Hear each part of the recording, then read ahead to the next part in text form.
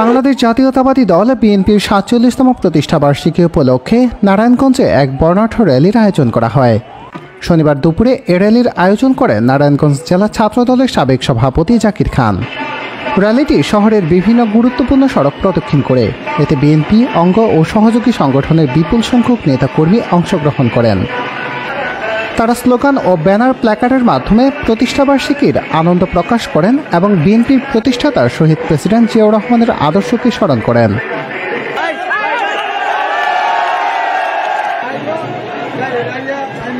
সাম্প্রতিক সময়ে নারায়ণগঞ্জে এত বড় ও সুন্দরভাবে সুশৃঙ্খল একটি র্যালি দীর্ঘদিন দেখা যায়নি।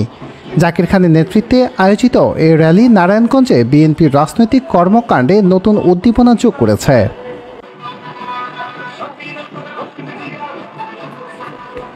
অনুষ্ঠান শেষে এক সংক্ষিপ্ত সমাবেশে জাকির খান বলেন,